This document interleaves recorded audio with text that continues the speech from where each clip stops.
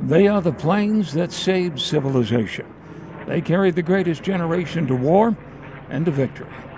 And this week, you can step back in time to an era when young men raised their hands and volunteered to save the world. It's difficult not to think back to other fields and a time when the world was in the balance.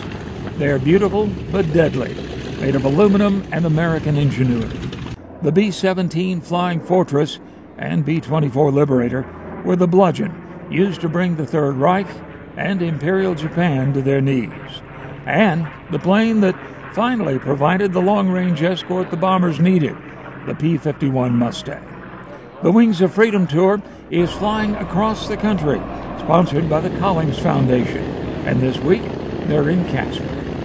The B-17 Flying Fortress bore the bulk of 8th Air Force missions over German-occupied Europe. There are few creations of technology as majestic as a 4-engine heavy bomber in flight. They are little more than bits of aluminum, fabric, 72 pistons, and a dozen propeller blades, all moving through the sky in loose formation. This Fortress, a B-17G named the 909, touched down at Casper-Natrona County International Airport on Wednesday. There are only about a dozen B-17s in flying condition, and ironically, none of these planes actually saw combat, coming off the line late in the war. But no matter. When you hear the deafening sound of 4 1,200 horsepower Wright Cyclone engines roaring in your ear, you are transported back in time. Until D-Day, these were the only Americans fighting in Europe, flying missions over Germany. Long, loud, dangerous flights where gunners were always on alert for fighters and the anti-aircraft fire known as flak. Then there's the B-24 Liberator, the plane flown by men like Jimmy Stewart, Lloyd Benson, and George McGovern, which actually carried a heavier bomb load than the B-17, but was not considered as rugged. Of the B-24s, this plane, the Witchcraft, and one other are the only flying examples left in the world.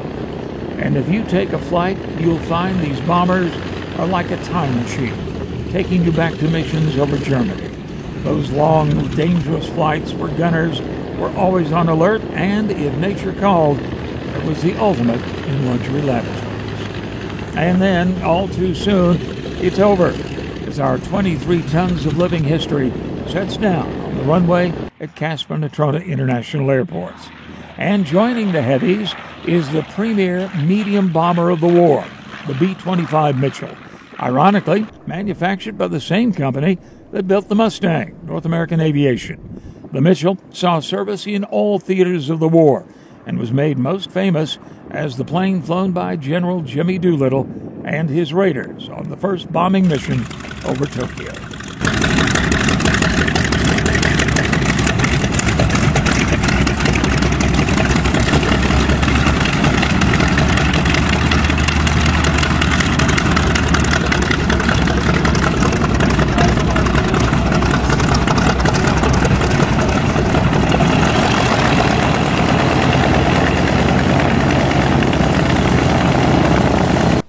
The planes will be here for ground tours and flights through Friday at Atlantic Aviation on the airport grounds.